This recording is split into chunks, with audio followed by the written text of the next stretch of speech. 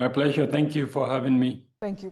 So 48 names so far were asset frozen, especially at a time, when some Nigerians are strongly convinced that the biggest evidence of the federal government's willingness to confront insecurity was that refusal or its refusal across two administrations to release a full list of terror financiers earlier exposed by UAE. Does this suggest progress?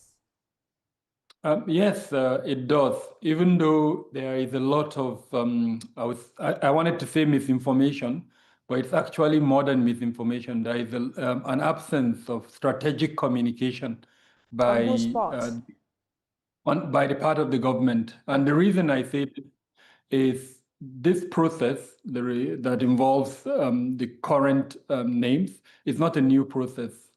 Since 2022, when the Terrorism Prevention and Prohibition Act was amended into the existing act that we have right now, a committee called the Sanctions Committee has been maintained. It was part of that amendment, and that committee that is chaired by the Attorney General of the Federation, as a result of the provisions of that law, is required or mandated to maintain that sanctions list.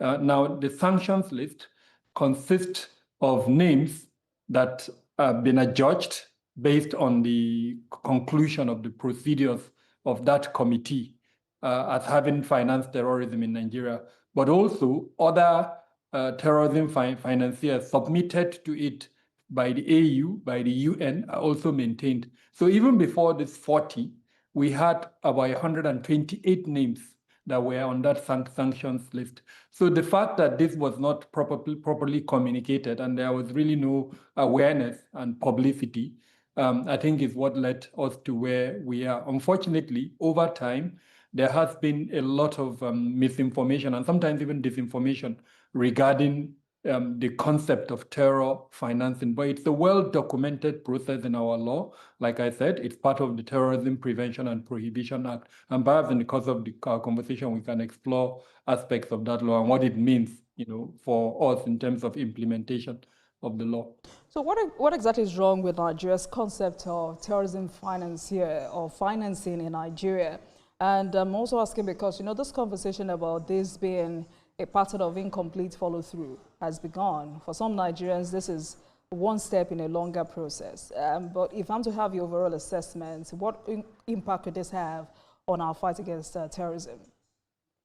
Oh, huge, but only if we follow through with the various components of the law.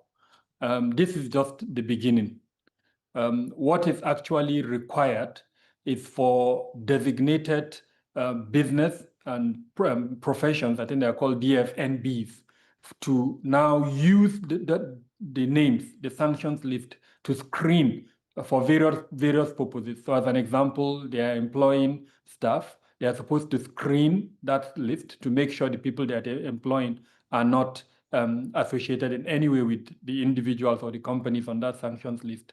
If they are issuing out contracts for whatever, as long as it's a contract that would be of value, they are supposed to screen that list to make sure they are not issuing out contracts to any individual, any company contains on that list. And I'm sure you know this probably better than I do. How many companies in Nigeria actually do that? The government itself, does it do that? Does it look at that list before it issues contracts? So that's, I think, the challenge. We've not fully implemented the provisions of that law. EFCC is doing a very good job. As you know, it maintains the SHKUMU process. I've forgotten the full meaning of SHKUMU, but it maintains it. And then first off, before you even open a bank account, you are required to provide a letter that says, for instance, you are registered with the EFCC. And then, of course, you are required to submit periodically letters to EFCC to show what money is coming to your account. So that's an aspect of it, but it's much more bigger than that. Perhaps we should even start with the conversation by asking, how is terror financed? This particular component that has been put forward, the sanctions list, is just one aspect of the financing of terrorism. As you know, terrorists also finance themselves through criminal activities, including kidnap for ransom, Sometimes they take over routes that drug traffickers use. They collect dues and taxes from these drug traffickers.